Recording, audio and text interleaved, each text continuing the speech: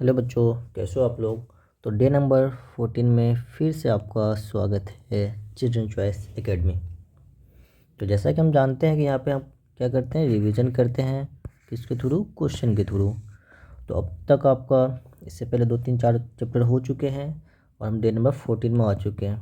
Day number 14 में भी आज हम न्यू चैप्टर स्टार्ट करेंगे जिसका नाम है micro organism friend and flow. इससे पहले हमने क्रॉप प्रोडक्शन का लेक्चर कर लिए हैं और उसमें मैंने टोटल तो आपको 40 क्वेश्चन करवाया है। अगर आप वो लेक्चर नहीं देखे हो तो वो लेक्चर जरूर अटेंड करें, ठीक है। तो जैसे हम जानते हैं ये क्वेश्चन प्रैक्टिस किसके लिए कर रहे हैं हम, जनरली AMU एंड GMI के लिए, 9th एंट्रेंस के लिए, ठीक है। तो ये आपका बायोलॉजी का सेकेंड चैप्टर है। बस इतना इंट्रोडक्शन काफ़ी है। तो ये जानते हैं यूट्यूब पे फर्स्ट टाइम ऐसा फुल्ली NCERT बेस्ड, एक भी NCERT से बेस्ड आप बाहर से कोई भी क्वेश्चन नहीं मिलेंगे और मास्टरिंग इन NCERT करवा रहे हैं, ताकि आपको जो AMU GMU जितने भी क्वेश्चन आते हैं ना वो फुल्ली NCERT बेस्ड आते हैं। इसलिए आपको NCERT से बाहर पढ़ना भी नहीं है, अब बस सेल्फ करें NCERT पढ़ें और ये क्वेश्चन सॉल्व करें, मोर देन इनफ है, और PYQ कर लें। चलिए देखते हैं फिर आज का फर्स्ट क्वेश्चन क्या कहता है। तो फर्स्ट क्वेश्चन कह रहा है माइक्रो ऑर्गेनिज्म। बस आपके चैप्टर से डेफिनेशन पूछ लिया कि बताओ माइक्रो ऑर्गेनिज्म क्या है। क्या ये लार्ज ऑर्गेनिज्म है? नहीं, माइक्रो ऑर्गेनिज्म बहुत छोटा ऑर्गेनिज्म है। स्मॉल ऑर्गेनिज्म, हाँ इतना तो सही लग रहा है। Visible to the naked eye, नहीं ये विजिबल वर्ड गलत है, हम इसको नहीं देख सकते अपने नेक्ड आई से। स्मॉल था बट देख नहीं सकते। ऑप्शन सी क्या है, very tiny organism that can not see without microscope. हाँ, हम बगैर माइक्रोस्कोप के इसको नहीं देख सकते। तो आपका क्या हो जाएगा आंसर इसका, सिंपल सा है सी, ठीक है। तो क्वेश्चन नंबर 2 क्या कह रहा है, विच of the following is not a micro organism. तो देखो माइक्रो ऑर्गेनिज्म में आ जाए तो जैसे पूछे कौन कौन सा आता है, इसमें कितने टाइप का माइक्रो ऑर्गेनिज्म आपने पढ़ा है बताओ। देखो जो सबसे पहले कौन सा आता है, बैक्टीरिया पढ़ा है हमने, यस। और दूसरा क्या पढ़ा है बताओ, फंगी। तीसरा क्या पढ़े हो बताओ, प्रोटोजोआ, है ना, प्रोटोजोआ। एंड चौथा क्या पढ़े हम, एल्गी। तो ये 4 एग्जाम्पल है आपको माइक्रो ऑर्गेनिज्म। हाँ, इसमें वायरस भी ले सकते हो, वायरस। तो आपके टोटल कितने हो गए, 5, 1 2 3 4 5। तो ये 5 माइक्रो ऑर्गेनिज्म एग्जाम्पल। आपसे कभी भी एग्जाम्पल पूछे इसमें से कौन सा है कौन सा नहीं है, तो आपको बस ये 5 देखना है, इसमें से क्या गिवन है क्या गिवन नहीं है। अगर आपको कोई देखो इसमें से क्या, फर्स्ट बैक्टीरिया, दूसरा फंगी, प्रोटोजोआ, अलगी एंड वायरस, ये सारे किसके एग्जाम्पल है, एग्जाम्पल है माइक्रो ऑर्गेनिज्म के। तो अब क्वेश्चन आपसे पूछा गया बताओ इसमें से कौन सा नहीं है, तो हम पूछ देखना इन ये जो गिवन है इसमें से कौन सा नहीं है। तो कौन सा नहीं है, देखो बैक्टीरिया है क्या, हाँ बैक्टीरिया तो भाई है यहाँ पे, तो ये तो नहीं होगा, मतलब कि नोट में नहीं आएगा।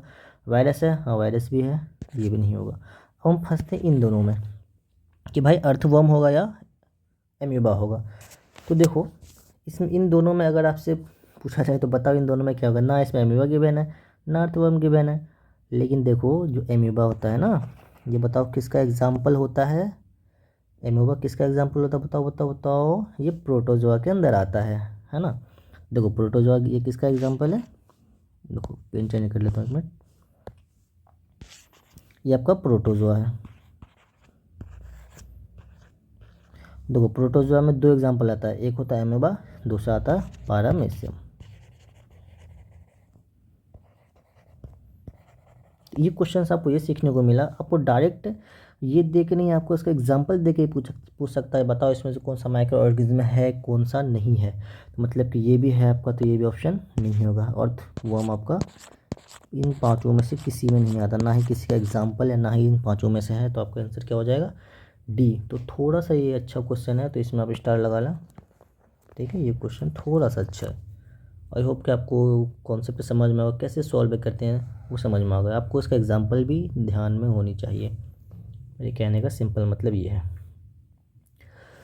अब देखो तीसरा क्वेश्चन क्या कर रहा है, ये बहुत आसान है कि स्टडी ऑफ माइक्रो ऑर्गेनिज्म, जो स्टडी माइक्रो ऑर्गेनिज्म करता है उसको हम क्या बोलते हैं, इसका सिंपल है माइक्रो बायोलॉजी। अगर आपसे पूछे स्टडी ऑफ, देखो बायोलॉजी क्या है, जो आपका वायरस का स्टडी करता है।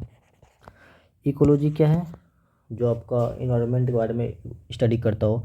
और बायोलॉजी क्या है, जब हम जूलॉजी वगैरह पढ़ते हैं ना, तो जो बायो थिंग्स, जो लिविंग थिंग्स को स्टडी करता है उसको बायोलॉजी कहते हैं। ठीक है, तो अभी फ़िलहाल आंसर आपका है सी। चौथा क्या कह रहा है, which microorganism is use to making curd, है ना। आप पूछा कि बताओ इसमें से कौन सा माइक्रो ऑर्गेनिज्म की हेल्प से हम कर्ड बनाते हैं। तो आपको सबसे पहले इसमें सबके बारे में कर्ड का क्या होता है बताओ, किससे बनाते हैं, लैक्टोबैसिलस। लैक्टोबैसिलस का एग्जाम्पल डायरेक्ट टिक लगा दो, ऑप्शन नंबर आपका बी। अब बताओ लैक्टोबैसिलस आपको क्या है, पूछे कि बताओ लैक्टोबैसिलस क्या बैक्टीरिया है, वायरस है, फंगी है, प्रोटोजोआ या कुछ और। तो ये सिंपल किसका एग्जांपल है, बैक्टीरिया का। तो आपको ये भी पता होना चाहिए, ये क्या आपका बैक्टीरिया है। अब बताओ इसमें कि ईस्ट से क्या बनता है, क्वेश्चन आपसे ये पूछ सकता था ना। तो क्या पता बात कभी और ये पूछे बताओ ईस्ट से क्या बनता है, तो ईस्ट से बताओ ब्रेड बनता है। आपने पढ़ा होगा क्या बनता है इससे आपका ब्रेड बनता है। और राइजोबियम का क्या काम है, राइजोबियम का काम है नाइट्रोजन का फिक्सेशन करना, नाइट्रोजन फिक्सेशन, है ना।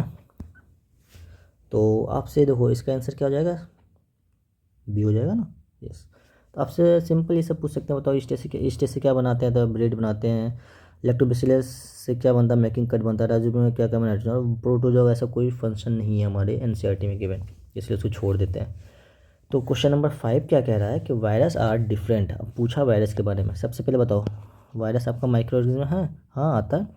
तो are different from other micro organism because, ये दूसरे से अलग है, क्यों, वाई, मतलब बिकॉज पूछे तो वाई के अकॉर्डिंग हमें आंसर देना होता है, क्यों है भाई।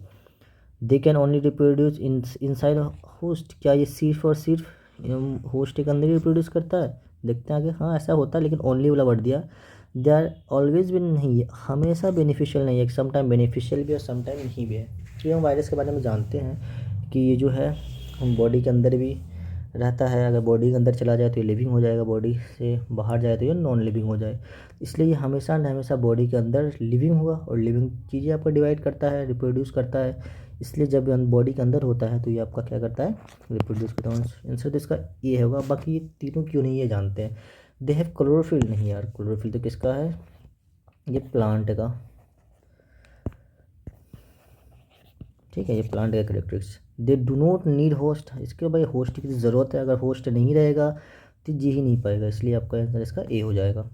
देखो क्वेश्चन नंबर 6 क्या कह रहा है, माइक्रो ऑर्गेन। अब देखो सिंपल से अभी जो हम फर्स्ट स्लाइड में जो पढ़े हैं कि एग्जांपल, तो वही पूछ लिया है कि माइक्रो ऑर्गेनिज्म इंक्लूडेड क्या क्या इसके अंदर आता है, बैक्टीरिया आता है क्या, हाँ अभी हमने देखा बैक्टीरिया आता है, वायरस भी आता है, हाँ आता है, फंगी आता है, हाँ आता है। तो आपका आंसर क्या हो जाएगा इसका, डी।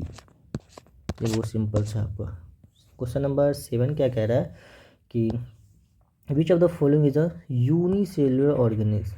तो सिंपल से आपको एग्जांपल पता होना चाहिए, बताओ क्या मशरूम और मोल्ड है, नहीं, ये सारे के सारे आपके क्या हैं, मल्टी सेलुलर हैं, मल्टी सेलुलर। तो आपका आंसर क्या हो जाएगा इसका, ए हो जाएगा। ए आपका जो यूनिसेलुलर ऑर्गेनिज्म है। अब देखो क्वेश्चन नंबर 8 क्या कह रहा है कि which microorganism is used baking. अब इससे पहले डिस्कस कर चुके हैं, ईस्ट का क्या काम था आपका, बताओ ईस्ट का क्या काम था, ब्रेड बनाना। ब्रेड बनाने को प्रोसेस को हम क्या बोलते हैं, बेकिंग बोलते हैं। तो इसका आंसर क्या हो जाएगा, सी। लैक्टोबैसिलस का क्या काम था बताओ, कर्ड बनाना, है ना, मेकिंग कर्ड। तो ये होगा नहीं, वायरस का ऐसा कुछ फंक्शन है नहीं। और पेनिसिलिन का क्या है, पेनिसिलिन से आपका एंटीबायोटिक वगैरह बनता है ना, एंटीबायोटिक। तो एंटीबायोटिक का फर्स्ट नेम है, ये फर्स्ट एंटीबायोटिक है, सॉरी ये फर्स्ट क्या है, एंटीबायोटिक। तो ये फर्स्ट एंटीबायोटिक आपका पेनिसिलिन है। तो ये दोनों तो होगा नहीं आपका, तो आपका आंसर क्या हो जाएगा, सी हो जाएगा। तो क्वेश्चन नंबर 9 क्या कह रहा है, which microorganism cause malaria. आप सिंपल डिजीज़ पूछा कि डिजीज़ बताओ, मलेरिया डिजीज़ कौन सा माइक्रो ऑर्गेनिज्म से होता है ना। बहुत आसान क्वेश्चन है, बताओ किससे होता है, प्रोटोजोआ से होगा, बैक्टीरिया से, फंगी से। तो मलेरिया हमेशा प्रोटोजोआ से होता है। अब देखो कुछ यहाँ से आपको मैं डिजीज़ का नाम बता देता हूँ, उसमें थोड़ा सा आपके लिए हेल्पफुल हो जाएगा। तो अगर आपसे कभी डिजीज़ पूछ ले कि तो बैक्टीरिया डिजीज़ बताओ, तो 2 से 3 एग्जांपल आपके पास याद होनी चाहिए जो आपके एनसीईआरटी में गिवन है। जैसे बैक्टीरिया डिजीज़ का एग्जांपल देखो, इसका सबसे पहला डिजीज़ आपको पता ही होना चाहिए, कोलेरा, है ना। सबसे पहले क्या होता है, कोलेरा। और आपको दूसरा आपको पता होना चाहिए कौन सा, टाइफाइड। और तीसरा आपको बैक्टीरिया से कौन सा डिजीज होता है बताओ, ट्यूबरक्लोसिस, है ना।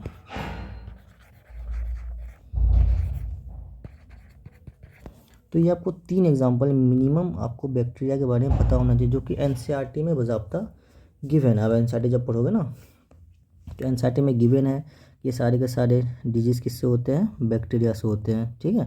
तो ये आपको पता ही होना चाहिए। आप थोड़ा सा देखो, वायरस से कौन कौन सा डिजीज़ है बताओ, वायरस से। एक मिनट कलर चेंज कर लूँ भाई, आपको पता होना चाहिए यार ये सब। मैं बताऊँ ऐसा नहीं कि मेरे बताने का, आपको खुद बोलो ये सब, मैं थोड़ा लेट करता हूँ ताकि आप बोलो। तो वायरस से सबसे पहले आपका जो एनसीईआरटी में गिवन है, पोलियो गिवन है ना। तो पोलियो आपका वायरस से होता है। चिकन पॉक्स, सीपी राइट कर देता हूँ, चिकन पॉक्स, ये भी वायरस से होता है, ठीक है। तो हेपेटाइटिस ए ये भी वायरस से होता है। और भी 2-3 होगा, बट आपको 3 आपको याद होना चाहिए। और बाकी फंगस का वैसा कोई डिजीज़ आपके एनसीईआरटी में गिवन नहीं है, तो इसे हम नहीं देखते हैं। तो अगर आपसे इसमें पूछ सकता है बताओ कोलेरा से कौन सी, कोलेरा किस माइक्रो ऑर्गेनिज्म से होता है, तो बैक्टीरिया से होता है। टाइफाइड किससे होता है, बैक्टीरिया से होता है। ट्यूबरक्लोसिस किससे होता है, बैक्टीरिया से होता है। पोलियो किससे होता है, वायरस से। चिकन पॉक्स किससे होता है, वायरस से। हेपेटाइटिस किससे होता है, वायरस से। ये सारा आपको पता होना चाहिए, ठीक। तो क्वेश्चन नंबर 10 क्या कह रहा है, विच of the following micro organism is live in extreme condition. कौन सी कंडीशन में लिव करे, एक्सट्रीम कंडीशन में जो लिव करता हो। तो माइक्रो ऑर्गेनिज्म पूछा है, ठीक। तो देखो इसमें से बैक्टीरिया, वायरस, देखो ये तो वायरस नहीं होगा, इसको पहले कट कर दो, क्योंकि हम जानते हैं एक्सट्रीम कंडीशन का केस बैक्टीरिया के केस में आता है। तो इसमें भी एक स्पेशली होता है बैक्टीरिया, होता है आर्के बैक्टीरिया। आर्के बैक्टीरिया किसका टाइप है, ये टाइप है बैक्टीरिया का है, आर्के बैक्टीरिया, यू बैक्टीरिया, ये सब पढ़ोगे आगे आप। तो जो अगर आपको इसमें आर्के बैक्टीरिया नहीं होता ना, अगर ये एग्जांपल गिवन नहीं होता, तो आप इसमें बैक्टीरिया लगाते हैं, इसलिए आर्के बैक्टीरिया गिवन है, तो इसलिए आप इसमें आर्के बैक्टीरिया लगाओगे, ठीक। तो आप क्वेश्चन में 11 क्या कह रहा है, which microorganism is use to make antibiotic. Antibiotic के लिए कौन सा माइक्रो ऑर्गेनिज्म हम यूज़ करते हैं। बहुत सिंपल सा क्वेश्चन है, बताओ। देखो वायरस का तो यार कुछ रोल है नहीं, इसके अंदर होता है बैक्टीरिया एंड वायरस, ये दोनों से आप यूज करते हो। क्वेश्चन नंबर 12 क्या कह रहा है, पेनिसिलिन इज़ अ एंटीबायोटिक, ठीक। हम जानते हैं कि पेनिसिलिन क्या है, एंटीबायोटिक है। और ये आपका कैसा एंटीबायोटिक है, फर्स्ट एंटीबायोटिक है। तो ये बोला कि ये किससे ऑब्टेन हुआ है, बैक्टीरिया से ऑब्टेन हुआ है, फंगी से हुआ है, वायरस से हुआ है, या आपका किसी से नहीं हुआ है। तो बैक्टीरिया से होगा क्या, नहीं।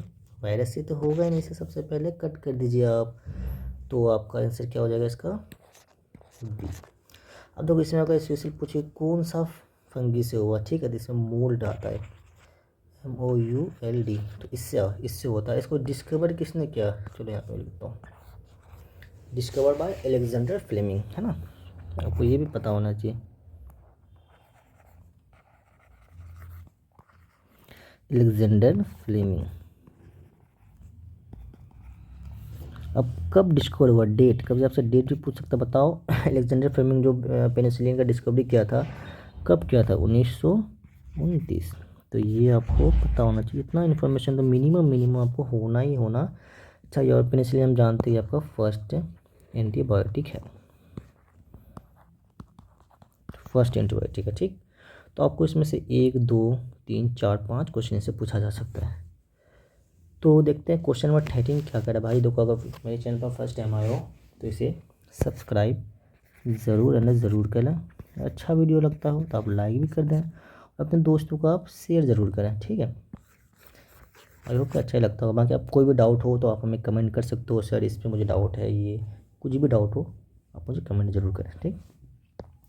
तो देखो, which microorganism help to nitrogen fixation, already हम पढ़ चुके हैं। स्टार्टिंग में आपको बताया नाइट्रोजन फिक्सेशन के लिए कौन सा बैक्टीरिया यूज होता है, राइजोबियम। तो देखो राइजोबियम क्या है आपका, वायरस है या क्या है, ये भी आपका बैक्टीरिया है। इसमें देखो आपको इस केस के लिए आपको लगभग 2-3 पॉइंट आपको इसमें भी याद रखना है। सबसे पहले कि आपका जो राइजोबियम है, राइजोबियम एक बैक्टीरिया है, ठीक है। और ये देखो एक मिनट, हाँ ये बैक्टीरिया है। और ये कहाँ पे होता है बताओ, कौन किस टाइप के प्लांट में पाए जाते हैं? ये जनरली ये लेग्यूमिनस प्लांट में पाए जाते हैं, लेग्यूमिनस प्लांट, या इसको आप पल्सेस भी बोल सकते हो, ठीक है। और ये कहाँ पे होता है, रूट में होता है, स्टेम में होता है? ये रूट में होता है। इसका काम क्या होता है, नाइट्रोजन का फिक्सेशन करना। इसका काम क्या होता है, नाइट्रोजन का फिक्सिंग करना, ठीक है। लैक्टोबैसिलस को हम जानते हैं कि कट बनाता है ना, उसमें हेल्प करता है। और पेनिसिलिन जानते हैं कि आपका फर्स्ट एंटीबायोटिक है ये। और ईस्ट का भी हम देखें जरूर, ये ब्रेड बनाता है। तो आपको ये सब सारे पता होना चाहिए टू जेड। तो क्वेश्चन 14 क्या कह रहा है, the process of converting of milk into curd. अब आपसे प्रोसेस पूछ रहा है कि मिल्क से हम कर्ड में, है ना, देखो ये आपका मिल्क है, मिल्क से आपका क्या बन रहा है, कर्ड बन रहा है। तो इसमें हम जानते हैं कि मिल्क से जब आपका कर्ड बनता है तो बैक्टीरिया कौन सा यूज होता है, ये लैक्टोबैसिलस, एलबी में शॉर्ट में याद करो। ये तो आपका बैक्टीरिया है, लेकिन आपसे पूछा इस प्रोसेस को हम क्या कहते हैं, क्या पास्चुराइजेशन कहते हैं, या आप इसको फर्मेंटेशन का, या नाइट्रोजन फिक्सेशन। देखो नाइट्रोजन फिक्सेशन तो होगा नहीं, फोटोसिंथेसिस का कुछ मसला है नहीं, तो इन दोनों में आपको कन्फ्यूजन हो सकता है। तो हम जानते हैं पास्चुराइजेशन क्या होता है, अभी इसके बारे में थोड़ा डिस्कस करेंगे। फिर इसमें जान लो तो इसका आंसर आपका आएगा फर्मेंटेशन। इसको हम क्या बोलते हैं, फर्मेंटेशन बोलते हैं। तो आपका आंसर इसका क्या है, आंसर नंबर बी। तो देखो इससे आपको 2 क्वेश्चन, कौन सा ये लैक्टोबैसिलस क्या बैक्टीरिया है, ठीक है। तो कौन सा बैक्टीरिया यूज होता है मिल्क को कर्ड में कन्वर्ट करने, लैक्टोबैसिलस, ठीक। या पूछ सकता है मिल्क से कर्ड में कन्वर्ट करने के लिए कौन सा माइक्रो ऑर्गेनिज्म यूज होता है। आपको एग्जांपल दे देगा वायरस, बैक्टीरिया, फंगी, तो आपको देना बैक्टीरिया। तो प्रोसेस क्या होता है, फर्मेंटेशन होता है। थोड़ा सा पास्चुराइजेशन के बारे में थोड़ा सा जान लेते हैं, ये आखिर क्या बोला है ना। तो देखो ये आपका सबसे पहले आपको इसमें ये पता होना चाहिए पास्चुराइजेशन क्यों करते हैं हम।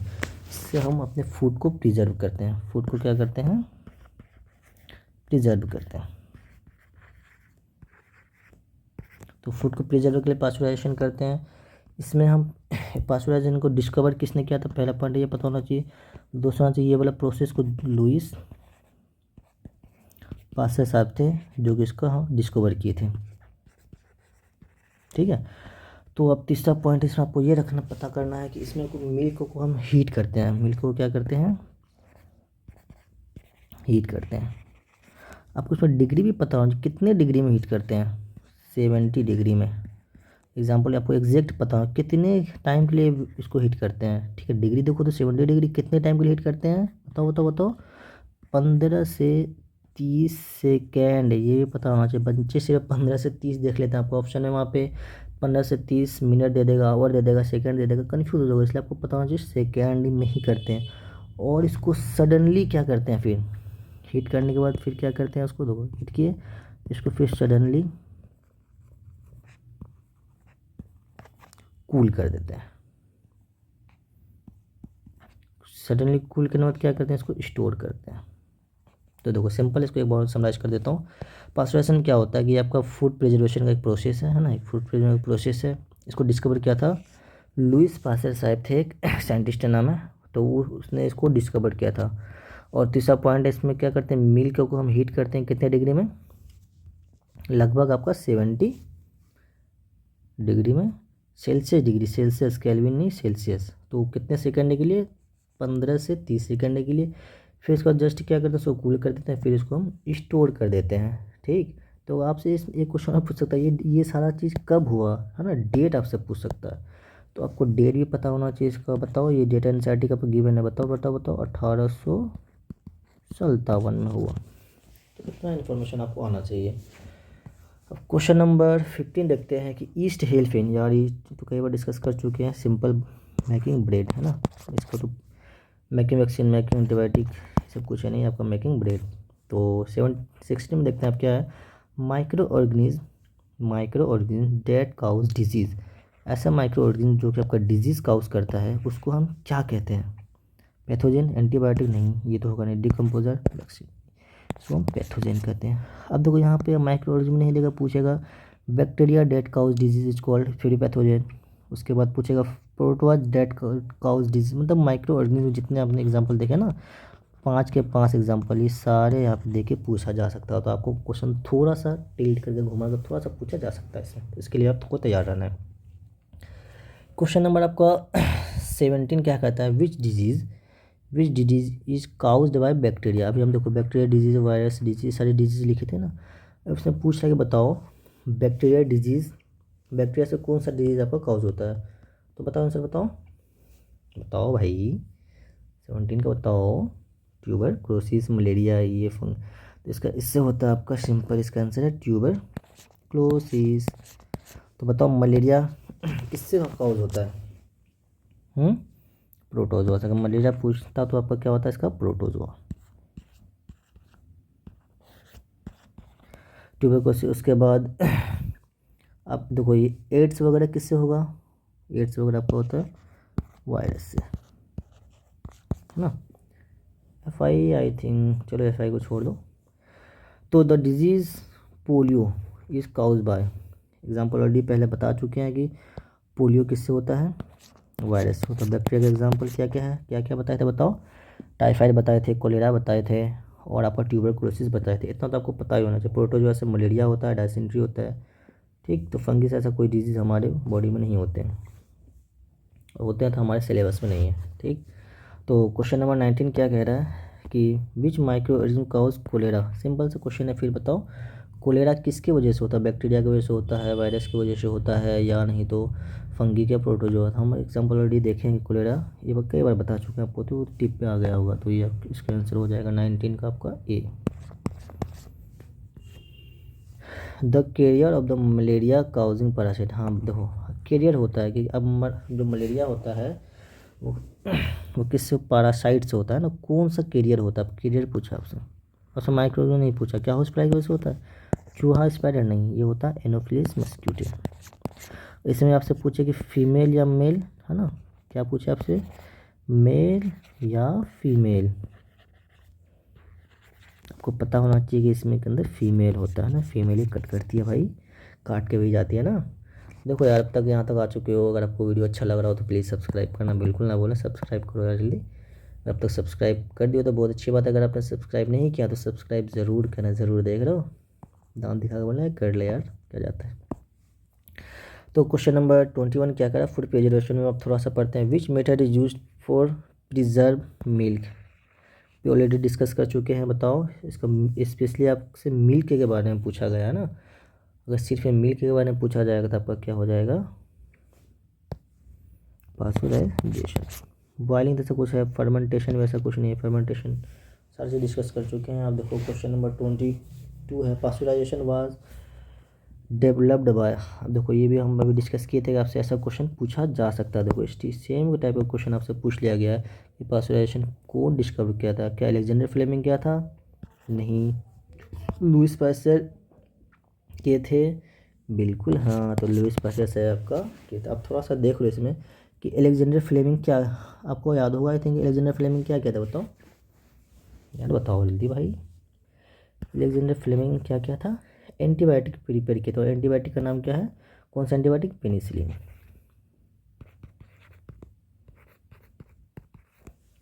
तो एडवर्ड जेनर इसने क्या किया था बताओ, किसी का डिस्कवर किया था इसने, वैक्सीन का किया था,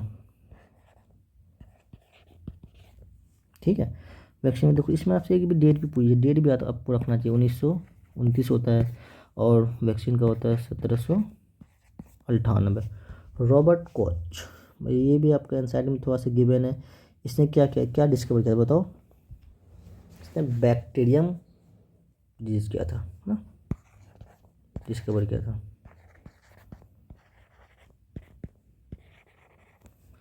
जो कि क्या, कौन सा डिजीज काउज करता था, ये एंथ्रेक्स।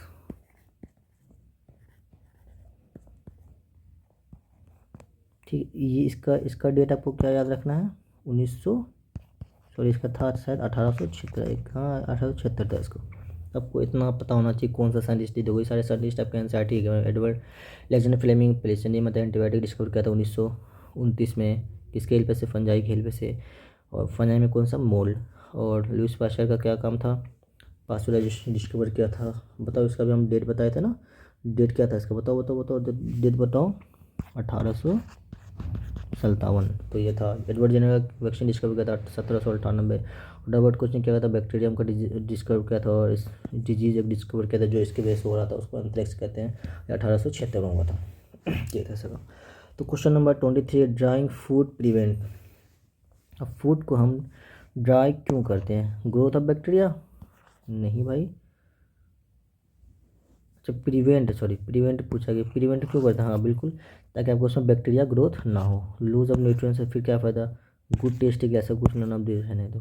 क्यों प्रिवेंट करते हैं ना, कुछ है वाई। तो वाई क्यों करते हैं, क्योंकि हम बैक्टीरिया को वापस ग्रोथ करना से रोकना चाहते हैं, है ना, प्रिवेंट क्यों करते हैं। तो अब क्वेश्चन नंबर 24 क्या करा, which of the following help to food preserve. Food preserve का देखो क्या क्या है आपके आंसर में गिवन, बताओ। क्या साल्ट से हम फूड को प्रिजर्व करते हैं, बिल्कुल करते हैं। शुगर से करते हैं, बिल्कुल करते हैं। विनेगर से करते हैं, बिल्कुल करते हैं। इसका आंसर क्या हो जाएगा आपका, आंसर नंबर डी हो जाएगा। तो आप इसमें बताओ फूड प्रिजर्वेशन का आपके आंसर में क्या क्या गिवन है। आप थोड़ा मुझे एग्जाम्पल बता सकते हो क्या क्या गिवन है आपके में, बताओ बताओ।